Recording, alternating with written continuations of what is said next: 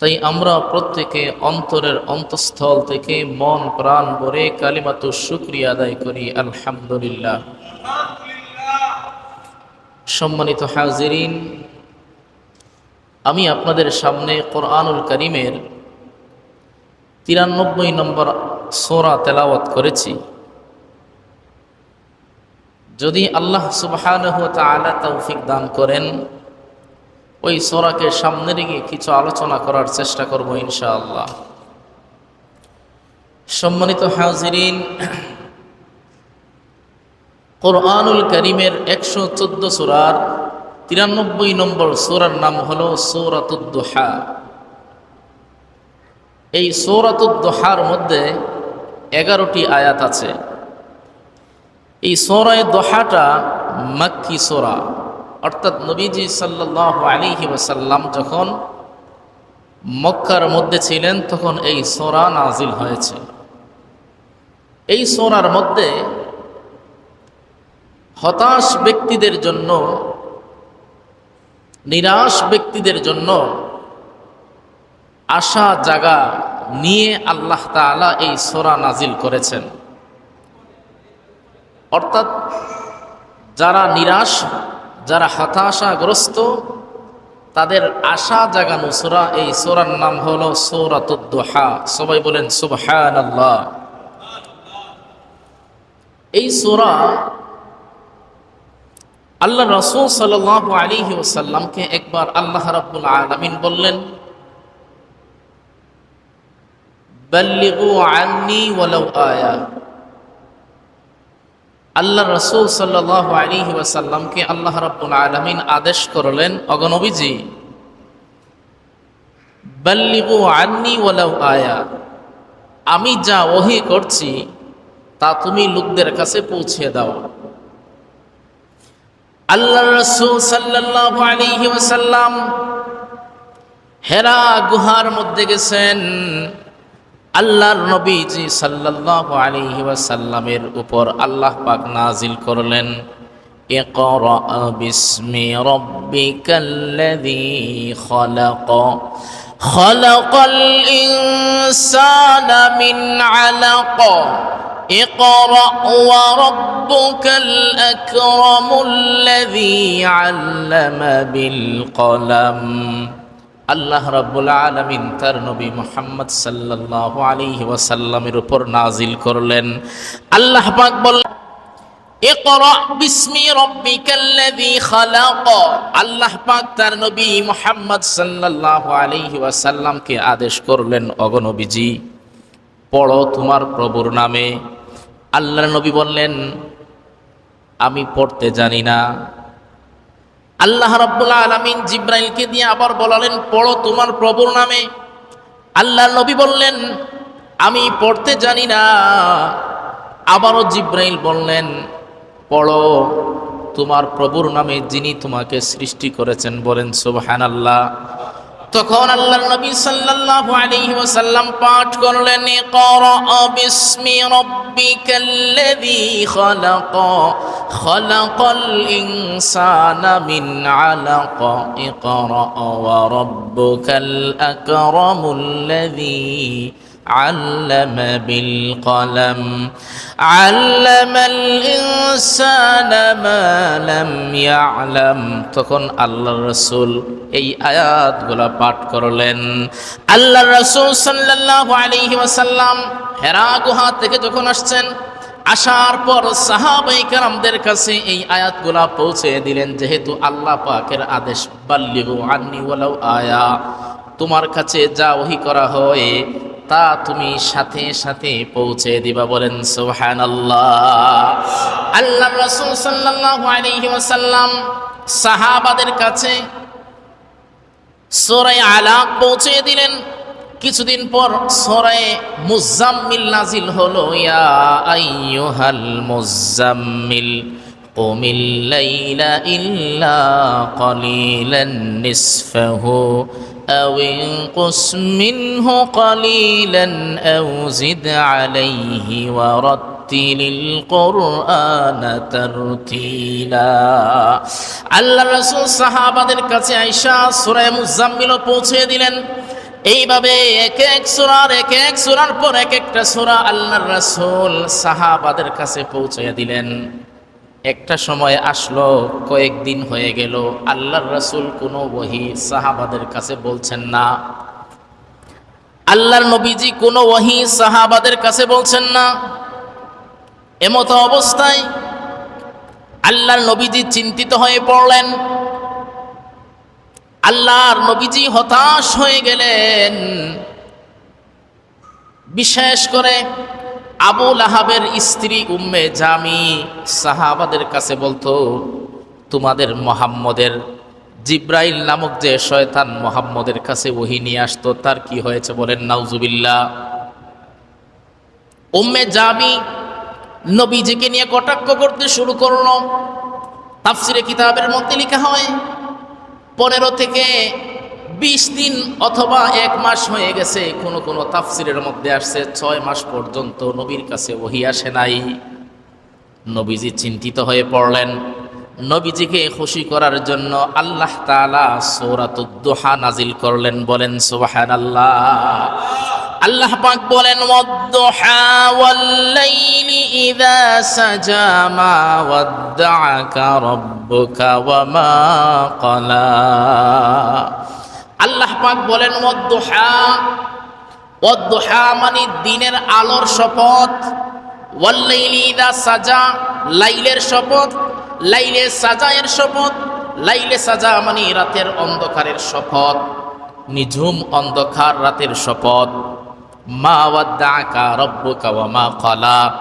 আল্লাহ পাক তার নবীকে সান্ত্বনা দিচ্ছেন। আল্লাহ পাক রাহমাতুল লিল আলামিনকে বলছেন, ওগো আমার হাবিব, ওগো আমার বন্ধু, আমি তোমাকে পরিত্যাগ করি নাই, আমি তোমাকে ছাড়ি নাই, আমি তোমাকে ছেড়ে চলে যাই নাই, বরং আমি আমার বন্ধুর সাথে আছি। বলেন সুবহানাল্লাহ। আল্লাহ পাক তার নবী মুহাম্মাদের কাছে কেন আসেন নাই? আল্লাহ পাক তার নবী মুহাম্মদ সাল্লাল্লাহু আলাইহি ওয়াসাল্লামকে বুঝাতে চান, ওগো নবীজি, সব সময় যদি তোমার উপর ওহী নাজিল করতে থাকি, ওমা ইয়ানতিকু আনিল হাওয়া ইন হিয়া ইল্লা ওয়াহয়ুন ইউহা। আল্লাহ পাক তার নবীকে বুঝাতে চায়, ওগো নবী, সব সময় যদি তোমার কাছে ওহী নাজিল করতে থাকি, তোমার জন্য কষ্টকর হয়ে যাবে। এই জন্য মাঝে মধ্যে তোমাকে ছুটিতে রাখি, অবসরে রাখি। বলেন সুবহানাল্লাহ। অর্থাৎ আমি যদি চাকরি করি, প্রত্যেক দিন যদি চাকরিতে যাই ভালো লাগবে না, মাঝে মধ্যে আমাদের ছুটি আছে। ওমা ইয়ানতিকু আনিল হাওয়া ইন হিয়া ইল্লা ওয়াহয়ুন ইউহা। হযরত জাবের রাদিয়াল্লাহু আনহু বলেন, একদিন আল্লাহ রাসূল সাল্লাল্লাহু আলাইহি ওয়াসাল্লাম আমার রানের মধ্যে শুয়েছিলেন। আমার কাছে স্বাভাবিক মনে হচ্ছিল। হঠাৎ করে মনে হচ্ছিল আল্লাহ রাসূল সাল্লাল্লাহু আলাইহি ওয়াসাল্লাম নবীজির উপরে যখন ওহী নাজিল হচ্ছিল, তখন জাবের বলে, আমার মনে হচ্ছিল উহুদ পাহাড়টা আমার পায়ের মধ্যে পড়ে আছে। আল্লাহু আকবার, কত ভারী ওহী ছিল। ওগো নবীজি, আমি সব সময় তোমার উপর ওহী নাজিল করি না, তোমার জন্য ক্লান্তি না হয়। বলেন সুবহানাল্লাহ। আল্লাহ রাব্বুল আলামিন বলেন, ইব্রাহিমকে আমি আল্লাহ খালিল, ইব্রাহিম ছিল আমি আল্লাহর খালিলুল্লাহ, আর তুমি রাহমাতুল লিল আলামিন, তুমি আমার ছেলে হাবিবুল্লাহ। খালিলুল্লাহ মানে যে আল্লাহকে খুশি করার জন্য কাজ করে, তার নাম খালিলুল্লাহ। খালিলুল্লাহ হলো এমন বন্ধু, যেই বন্ধু আল্লাহকে খুশি করার জন্য কাজ করে। আর হাবিবুল্লাহ হলো এমন এক বন্ধু, যেই বন্ধুকে খুশি করার জন্য আল্লাহ পাক কাজ করেন। বলেন সুবহানাল্লাহ। অর্থাৎ রাহমাতুল লিল আলামিন ছিলেন আল্লাহর হাবিবুল্লাহ, আল্লাহ তাকে খুশি করার জন্য কাজ করতেন। বলেন সুবহানাল্লাহ। যখন তখন আল্লাহ পাক তার নবীকে খুশি করার জন্য কাজ করেছেন। আল্লাহ পাক তার নবীকে বুঝাতে চান, ওগো নবী, তুমি হতাশ হইও না, তুমি চিন্তিত হইও না, তোমাকে আমি ছেড়ে যাই নাই, আমি তোমার সাথে আছি। বলেন সুবহানাল্লাহ। তাহলে এখন মুমিন যারা আছি, আমাদের জন্য মেসেজ হলো, আল্লাহ পাক বুঝাতে চায়, তোমরা চিন্তিত হইও না, হতাশ হইও না। রাতের পরেই দিন আসে, দুঃখের পরেই কি আসে? সুখ। আসে, অন্ধকারের পরে কি আসে? আলো আসে। চিন্তা করা যাবে না, হতাশ হওয়া যাবে না। আল্লাহ পাক বলেন, ওয়ালা তাহিনু ওয়ালা তাহজানু ওয়া আনতুমুল আ'লাউনা ইন কুনতুম মুমিনুন।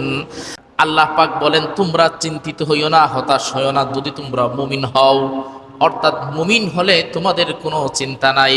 রাতের পরে যেইভাবে দিন আসে, অন্ধকারের পরে যেইভাবে আলো আসে, যারা হতাশ হয় এদের জন্য শান্তির বার্তা নিয়ে আমি আল্লাহ আসব। বলেন সুবহানাল্লাহ।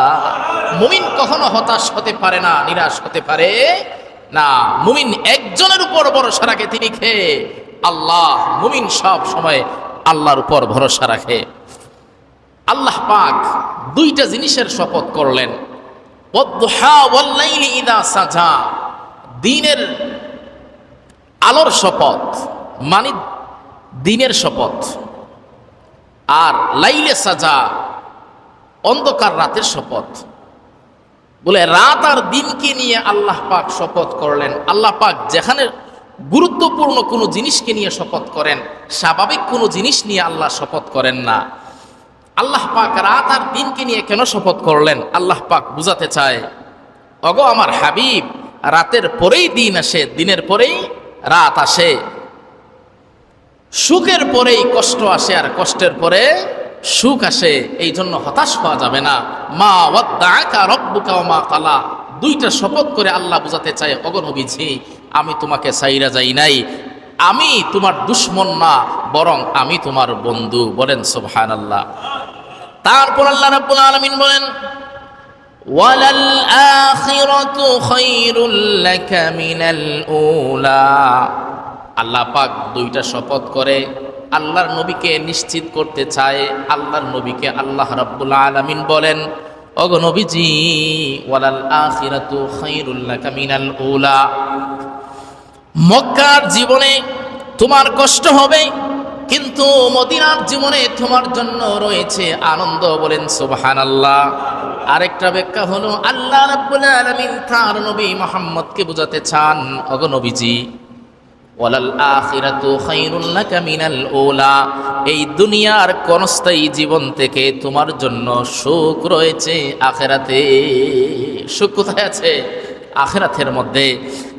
আল্লাহ রাব্বুল আলামিন তার নবী মুহাম্মদ সাল্লাল্লাহু আলাইহি ওয়াসাল্লামকে খুশি করার জন্য নিশ্চিত করেছেন, ওগো নবীজি, মক্কার জীবনে, মক্কার জীবনে তোমার কষ্ট হবে, কিন্তু মদিনার জীবনী, মদিনার মধ্যে যখন তুমি যাবে তোমার শান্তি আসবে। বলেন সুবহানাল্লাহ। কারণ মক্কার জীবনে আল্লাহ রাসূল সাল্লাল্লাহু আলাইহি ওয়াসাল্লাম তায়েফের মধ্যে গিয়েছিলেন। তায়েফের লোকেরা আল্লাহর রাসূলের তিন জায়গার মধ্যে রক্তাক্ত করেছিল। তখন আল্লাহর নবীজি হতাশ হয়ে পড়েছিলেন। আল্লাহর নবীজি চিন্তিত হয়ে পড়েছিলেন, কি করা যায়। ফজরের সময় হয়ে গেছে, এমন সময় আল্লাহর নবীজি শরীরের মধ্যে বিভিন্ন জায়গার মধ্যে রক্ত মাখা মানুষ। নবীজি সাদামাটা ছিলেন, আল্লাহর নবীজি শুভ্র ছিলেন, নূরে নূরান্বিত চেহারাওয়ালা ছিলেন। এত সুন্দর নূরওয়ালা নবী সাল্লাল্লাহু আলাইহি ওয়াসাল্লাম রক্তাক্ত হয়ে গেছে শরীরের মধ্যে। খেজুর গাছের নিচে ফজরের সময় গিয়া বসছেন, ওযু করছেন, নামাজের মধ্যে দাঁড়াইছেন। এমন সময় হাদিস শরীফের মধ্যে আসছে, এক গুরু জিনরা এই পাহাড়ের পাশ দিয়ে যাচ্ছিল। তখন নবীজির তেলাওয়াত শুনে তারা ইসলাম গ্রহণ করেছে। বলেন সুবহানাল্লাহ। আল্লাহর নবীকে খুশি করার জন্য আল্লাহ রাব্বুল আলামিন জিবরাইলের মাধ্যমে তার নবী মুহাম্মদ সাল্লাল্লাহু আলাইহি ওয়াসাল্লামকে জানিয়ে দিলেন, ওগো নবীজি, আপনি মনে মনে ভাবছেন তায়েফের ময়দানে আসলাম। নবীজি তায়েফের ময়দানে গেছেন, 3 জায়গার মধ্যে রক্তাক্ত হয়েছেন। তারপরেও তায়েফের যুবকদেরকে, তায়েফের কাউকে বদদুয়া দিয়ে আসেন নাই। নবীজির মনে একটা কষ্ট ছিল, হায় রে হায়, একটা যুবক যদি মুসলমান হইতো মনকে সান্ত্বনা দিতে পারতাম। আল্লাহ রাব্বুল আলামিন জিবরাইলকে দিয়ে জানাইলেন, ও জিবরাইল, তুমি আমার বন্ধু মুহাম্মদ সাল্লাল্লাহু আলাইহি ওয়াসাল্লামকে জানিয়ে দাও। আল্লাহর নবী যখন ফজরের নামাজের জন্য দাঁড়িয়েছিল, তখন একগুলো জিন যাচ্ছিল, তারা নবীজির তেলাওয়াত শুনে, নবীজির মনোমুগ্ধকর তেলাওয়াত শুনে সঙ্গে সঙ্গে তারা মুসলমান হয়ে গেছে। বলেন সুবহানাল্লাহ। অর্থাৎ জিন জাতিরা নবীজির তেলাওয়াত শুনে মুগ্ধ হয়ে তারা মুসলমান হয়ে গেছে। নবীজির তেলাওয়াত এত সুন্দর ছিল, এই জন্য আল্লাহ পাক তার নবী মুহাম্মদ সাল্লাল্লাহু আলাইহি ওয়াসাল্লামকে বোঝাতে চায়, ওয়ালাল আখিরাতু খায়রুল লাকা মিনাল উলা। ওগো নবীজি, দুনিয়ার জীবন থেকে আখিরাতের জীবন তোমার জন্য কল্যাণকর হবে। বলেন সুবহানাল্লাহ। ওয়ালা সাউফা ইউতিকা রাব্বুকা ফাতারদা। আল্লাহ রাব্বুল আলামিন বলেন অচিরেই, ওয়ালা সাউফা ইউতিকা রাব্বুকা ফাতারদা, অচিরেই তোমার জন্য অনেক আনন্দ আসবে। বলেন সুবহানাল্লাহ। আল্লাহর নবীর মন খারাপ দেখেছেন আল্লাহ রাব্বুল আলামিন। নবীজি সংকটের মধ্যে পড়ে গেছেন। এমন সময় আল্লাহর নবী দোয়া করলেন, আল্লাহুম্মা আইজ্জাল ইসলামা বি আহাদিল উমরাইন। ওগো আল্লাহ, দুই ওমর থেকে একজন ওমরকে দ্বীনের জন্য কবুল করেন। আল্লাহ তার নবীকে খুশি করার জন্য ওমর, দুই ওমরের জন্য দোয়া করেছিলেন। হিশাম ইবনে ওমর, খাত্তাব ইবনে ওমর, ওমর ইবনে খাত্তাব আর ওমর ইবনে হিশাম, দুই ওমরের জন্য আল্লাহর নবী দোয়া করেছিলেন। উমরে ফারুকের জন্য তার দোয়া আল্লাহ পাক কবুল করে নিয়েছে। বলেন সুবহানাল্লাহ। উমর রাদিয়াল্লাহু আনহু তরবারি নিয়ে নবীজির সামনে গেছেন, গিয়ে পড়লেন, আশহাদু আল্লা ইলাহা ইল্লাল্লাহু মুহাম্মাদুর রাসূলুল্লাহ সাল্লাল্লাহু আলাইহি ওয়াসাল্লাম। উমর কালমা পড়ছেন। কালমা পড়ার পর উমর আল্লাহর নবীজিকে বলে, ইয়া রাসূলুল্লাহ, ইয়া হাবিবাল্লাহ, আলাইসাল কুরআনা বিল কিতাবিল হক। ওগো আল্লাহর নবীজি, আলাইসাল কুরআন বিল কিতাবিল হক। কোরআন কি সত্য কোরআন নয়? ইসলাম কি সত্য ধর্ম নয়? আল্লাহ কি সত্য নয়? আল্লাহর নবীজি বলেছিলেন, হে, কোরআন সত্য, ইসলামও সত্য, আল্লাহও সত্য। তখন ফাফিহিল ইখতিফাফ, উমর বলেছিলেন, তাহলে আপনি গোপনে গোপনে কেন দিন প্রচার করছেন? এতদিন আপনার বয় ছিল, এখন আমি উমর আপনার সঙ্গে আছি, চলেন প্রকাশ্যে দ্বীনের দাওয়াত দেই। আল্লাহর নবী উমরকে বলেছিলেন, ওরে উমর, প্রকাশ্যে মক্কার জীবনে প্রকাশ্যে ইসলামের দাওয়াত দেওয়া যাবে না, দ্বীনের দাওয়াত দেওয়া যাবে না। কারণ আল্লাহ পাকের শিক্ষা, উদউ ইলা সাবিলি রাব্বিকা বিল হিকমা, যেখানে সরাসরি দাওয়াত দিতে সমস্যা হয়, যেখানে সরাসরি দ্বীনের দাওয়াত দিতে সমস্যা হয়, তো সেই জায়গার মধ্যে হিকমত অবলম্বন করা, সেটা কার শিক্ষা? আল্লাহ পাকের শিক্ষা। সরাসরি যেখানে দেওয়া যাবে না, সেই জায়গার মধ্যেই হিকমত অবলম্বন করতে হবে। উমর বললেন, ইয়া রাসূলুল্লাহ, ইয়া হাবিবাল্লাহ, ওগো আল্লাহর নবীজি, যেহেতু এই জায়গার মধ্যে সরাসরি দাওয়াত দিতে সমস্যা হয়, তাহলে আমাকে অনুমতি দিন, আমি একটু দাওয়াত দিয়ে আসি। তখন উমরকে আল্লাহর নবীজি অনুমতি দিয়েছিলেন। উমর খলিফাতুল মুসলিমিন, উমর রাদিয়াল্লাহু আনহু মক্কার জীবনীতে মাত্র 11 জন মুসলমান ছিলেন। 6 জনকে সামনে নিয়ে আর 5 জনকে পিছনে নিয়ে 2টা সারি বানিয়ে আল্লাহর নবী খলিফাতুল মুসলিমিন ওমর মিছিলে বের হয়ে গিয়েছিলেন। খলিফাতুল মুসলিমিন ওমর মিছিল দিচ্ছিলেন।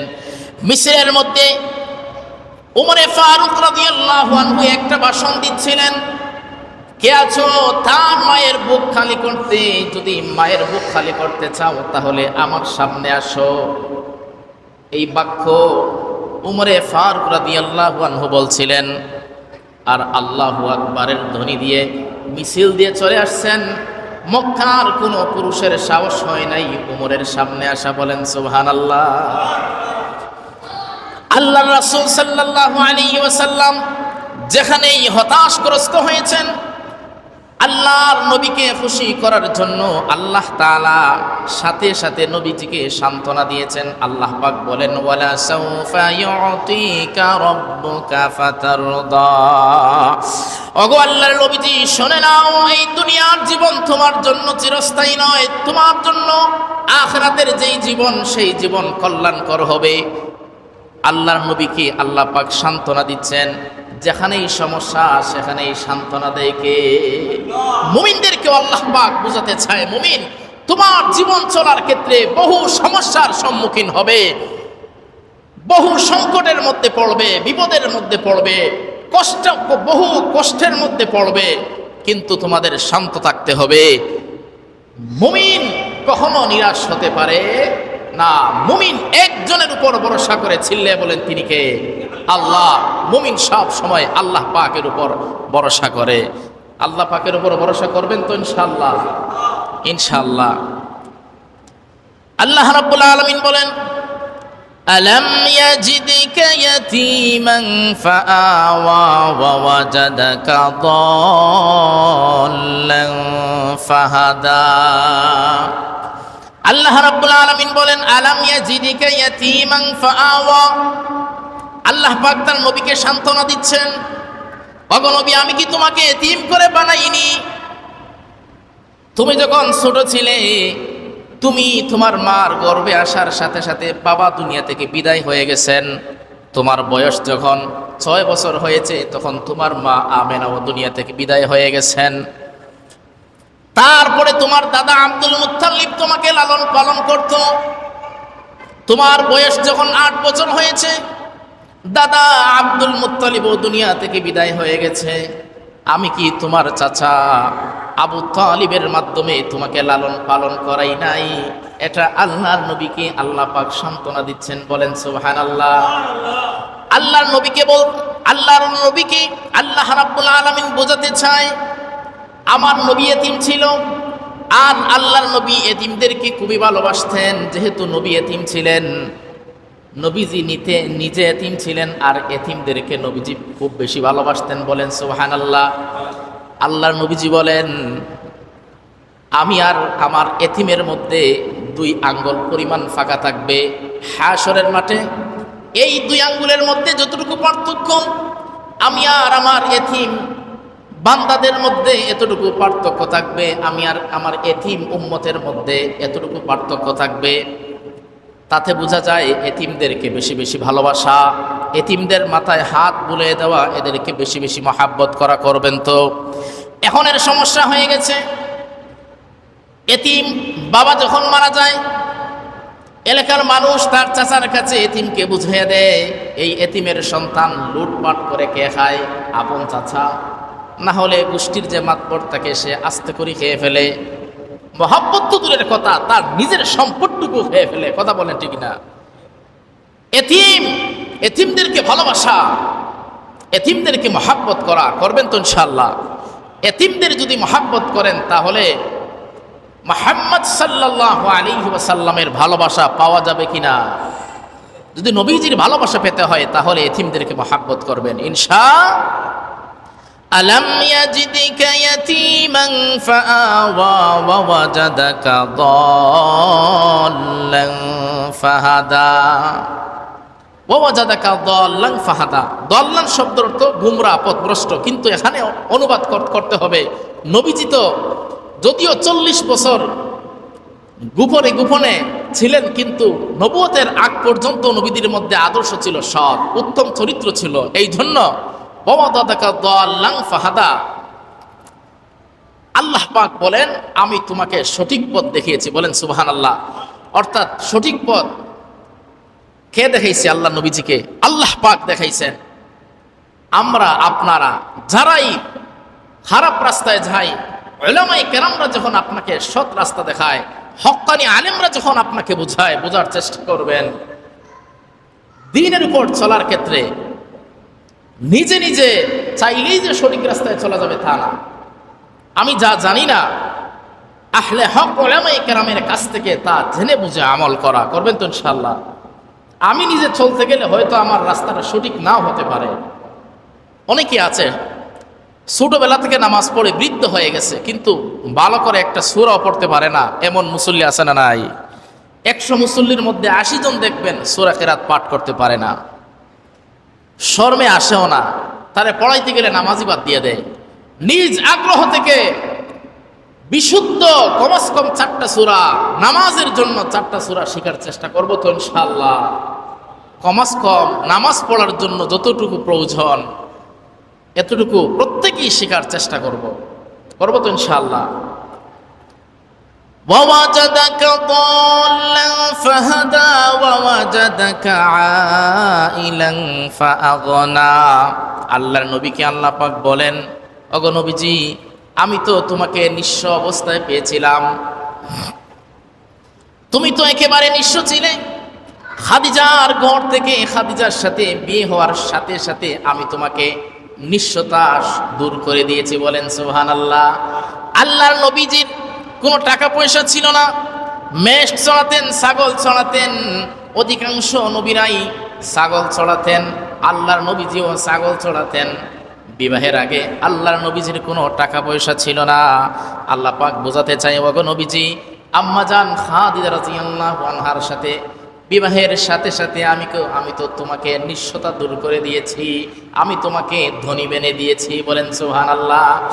অর্থাৎ আল্লাহ রাব্বুল আলামিন বোঝাতে চান, আম্মাজান খাদিজা রাদিয়াল্লাহু তাআলা আনহার সাথে বিবাহের আগে নবীজির কোনো টাকা পয়সা ছিল না, কিছুই ছিল না। মা খাদিজার সাথে যখন বিয়ে হয় তখন আম্মা খাদিজা রাদিয়াল্লাহু তাআলা আনহা ওনার জীবনের যত কিছু ছিল সব কিছু নবীজির পায়ের সামনে দান করে দিয়েছে, সুবহানাল্লাহ। এত মহাব্বত ছিল, ভালোবাসা ছিল।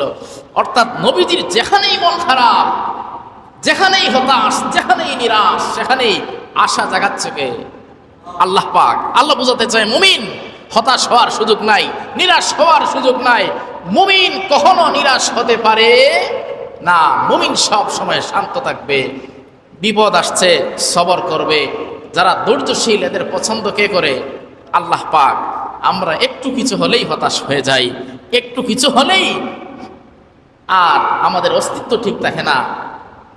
কখনো হতাশ হওয়া যাবে না, সব সময় চিন্তামুক্ত থাকতে হবে। যদি থাকি, সবরের মধ্যে থাকি, তাহলে আল্লাহ পাক আমাদের কি দিবেন? সুসংবাদ দিবেন।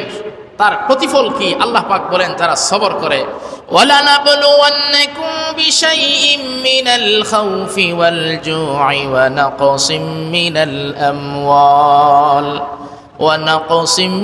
الأموال والأنفس والثمرات وبشر الصابرين। আল্লাহ পাক বলেন, وَلَنَبْلُوَنَّكُمْ بِشَيْءٍ مِّنَ الْخَوْفِ وَالْجُوعِ وَنَقْصٍ مِّنَ الْأَمْوَالِ وَالْأَنفُسِ وَالثَّمَرَاتِ। আল্লাহ পাক বলেন, তোমাদের কোনো চিন্তা নাই, তোমাকে আল্লাহ পরীক্ষা করবে, কখনো টাকা দিয়ে, কখনো ধন সম্পদ নিয়ে, ফল ফসলের মাধ্যমে, সন্তান হানির মাধ্যমে আল্লাহ পাক পরীক্ষা করবে। ওয়াবাশশিরিস সাবিরিন, যারা সবরকারী হবে তাদের জন্য সুসংবাদ রয়েছে, বলেন সুবহানাল্লাহ।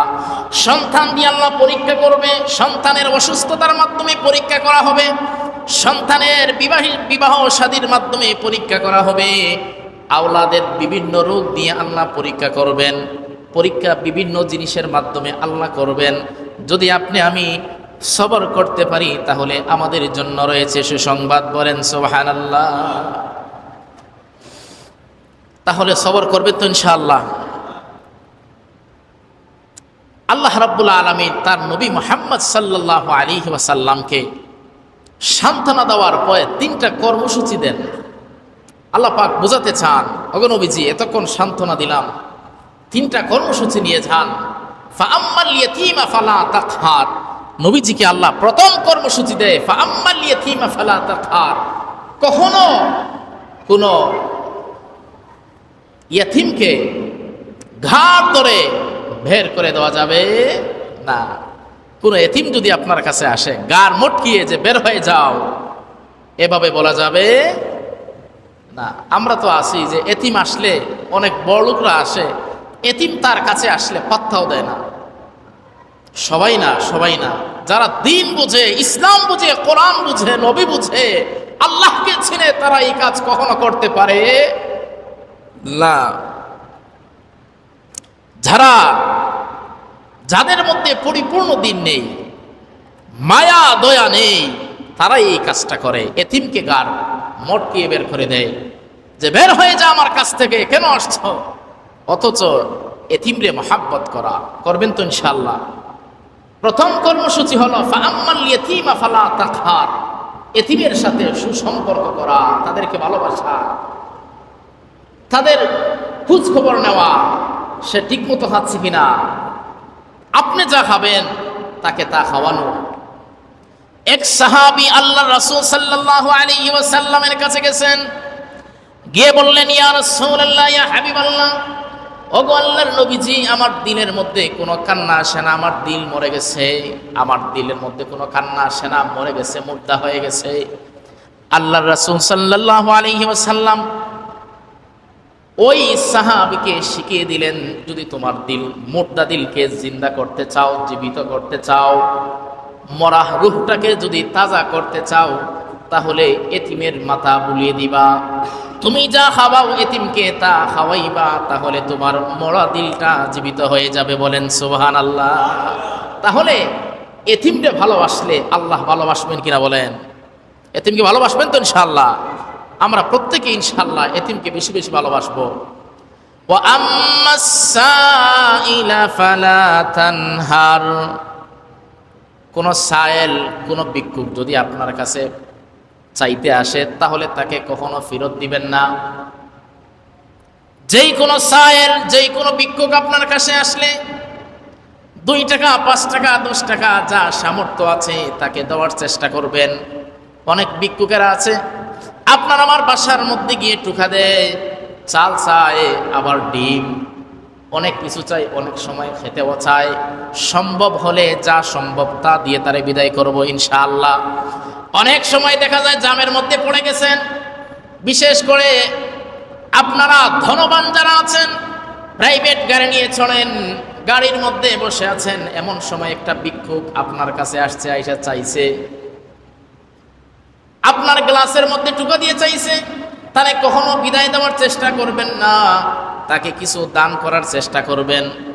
কারণ আপনার বাসার মধ্যে গিয়ে যদি একজন ভিক্ষুক চায়, আপনি তারে সরিয়ে দিলেন, একটু চিন্তা করবেন, আমাকে বাড়িওয়ালা বানাইছে কে, আর ওই সায়েলকে, ভিক্ষুককে ভিক্ষাওয়ালা বানাইছে কে, একটু চিন্তা করবেন। আল্লাহ যদি আজকে আপনার ভিক্ষুক বানাইতো, আর ওই সায়েলকে, ভিক্ষুকওয়ালাকে যদি আল্লাহ বাড়িওয়ালা বানাইতো, একটু চিন্তা করবেন, তাহলে মনটা আর শক্ত হবে না, নরম হয়ে যাবে। আজকে আল্লাহ যদি আপনাকে সায়েল বানাইতো, আর ভিক্ষুকওয়ালারে যদি আল্লাহ রাব্বুল আলামিন, ভিক্ষুকওয়ালার যদি গাড়িওয়ালা বানাইতো, একটু চিন্তা করবেন, আপনি যদি তার জায়গায় থাকতেন, বানাইছে তো আল্লাহ, ভিক্ষুক তো আপনি বানান নাই, ভিক্ষুকও বানাইছে আল্লাহ, ধনীও বানাইছে আল্লাহ। যেহেতু সব কিছু আল্লাহ বানাইছে, এই জন্য কখনো ভিক্ষুকের সাথে খারাপ আচরণ করা যাবে না। সম্ভব হলে যা পারি তা দিয়ে তাদেরকে সহযোগিতা করব তো ইনশাআল্লাহ। কখনো কোনো ভিক্ষুকের সাথে খারাপ আচরণ করা যাবে না। আল্লাহ পাক আমাদের প্রত্যেককে সহিহ বুঝ দান করুক, সবাই বলে আমিন। ভিক্ষুকের সাথে ভালো আচরণ, সুন্দর আচরণ, কারণ মুমিন কখনো খারাপ আচরণ করতে পারে না। এক তিরমিজি শরীফের হাদিস, আল্লাহ নবীজি বলেন, এক মুসলমান অপর মুসলমানের সাথে, এক কালমাওয়ালা অপর কালমাওয়ালার সাথে যদি খালি ভালো আচরণ করে, সারা রাত তাহাজ্জুদ পড়ে যেই সওয়াব আল্লাহ পাক তার নামায়ে আমলনামার মধ্যে সেই সওয়াব দান করে। বলেন সুবহানাল্লাহ। তা শুধু ভালো আচরণের জন্য, এই জন্য আমরা প্রত্যেকেই ভালো আচরণের চেষ্টা করব ইনশাআল্লাহ। আমার মাধ্যমে যেন কোনো মানুষ কখনো ক্ষতিগ্রস্ত না হয়, আমার মাধ্যমে যেন কেউ কষ্ট না পায়। অনেকেই তো আমরা আছি, আমার স্বার্থের মধ্যে একটু আঘাত আসলে আমি ছাড় দেই না, আসি না যে খুবই মহাব্বত করি হুজুর আপনাকে, কিন্তু একটু স্বার্থের মধ্যে আঘাত আসলেই ছাড় দেয় না। এমন মুসলমান আছে না নাই বলেন? কখনো না। মুমিন কখনো কাউকে কষ্ট দিয়ে কথা বলতে পারে না। মুমিন ভয় করে একজনকে, তিনি কে? মুমিন আল্লাহ ছাড়া কাউকে ভয় করে না।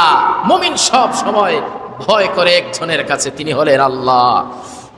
ঠিক, আলেম ওলামাদেরকে মহাব্বত করবেন, ভালোবাসবেন।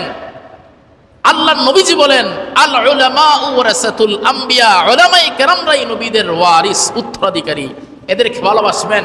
ইন্নামা ইয়াখশাল্লাহা মিন ইবাদিহিল উলামা, উলামায়ে কেরামরাই আল্লাহকে বেশি ভয় পায়। সুতরাং এদেরকে ভালোবাসার মহাব্বতের প্রয়োজন আছে কিনা বলেন? উলামায়ে কেরামদেরকে মহাব্বত করবেন। নবীজি বলেন, কুন আলিমান আও মুতাআল্লিমান আও মুস্তামিআন ওয়ালা তাকুনু খামিসান। কোন আলিমান, হয়তো আপনি আলিম হয়ে যান, আও মুতাআল্লিমান, আলিম না হতে পারলে ছাত্র হয়ে যান, শিক্ষার্থী হয়ে যান, আও মুস্তামিআন, অন্যথায় আলিম হতে পারলেন না, ছাত্র হতে পারলেন না, আও মুস্তামিআন, অন্যথায় আলিমদেরকে সহযোগিতা করনেওয়ালা হয়ে যান। আলিম হতে পারলেন না, ছাত্র হতে পারলেন না, এদেরকে সহযোগিতা করনেওয়ালা হতে পারলেন না, আও মুহিব্বান, অন্যথায় তাদেরকে ভালোবাসনেওয়ালা হয়ে যান। নবীজি বলেন, এই চারটা গুণ যাদের মধ্যে নাই তাদের নাম হবে 5 নম্বরে, অর্থাৎ তারা হবে জাহান্নামী। তারা কি হবে? এই জন্য চারটা গুণ প্রত্যেকের মধ্যে থাকবে তো ইনশাআল্লাহ।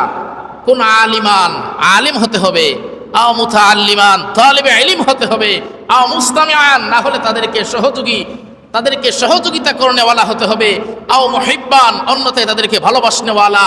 এই চারটার মধ্যে যদি একটাও আপনার মধ্যে না থাকে, নিশ্চিত আপনি জাহান্নামী। আলিমদেরকে ভালোবাসবেন তো ইনশাআল্লাহ? ভালোবাসবেন তো ইনশাআল্লাহ? এরা নাইবে নবী, নবীদের উত্তরাধিকারী, এদেরকে ভালোবাসবেন। নবীরা কোনো ধন সম্পদ কিছু রাখে যায় নাই, নবীরা উত্তরাধিকারী হিসাবে, ওয়ারিস হিসাবে রেখে গেছে উলামায়ে কেরাম। এদেরকে মহাব্বত করবেন ইনশাআল্লাহ। তো বলতে চেয়েছিলাম, ওয়া আম্মাস সাইলা ফালা তানহার, কখনো সাইলদেরকে, ভিক্ষুকওয়ালাদেরকে কখনো তাড়িয়ে দেওয়া যাবে না।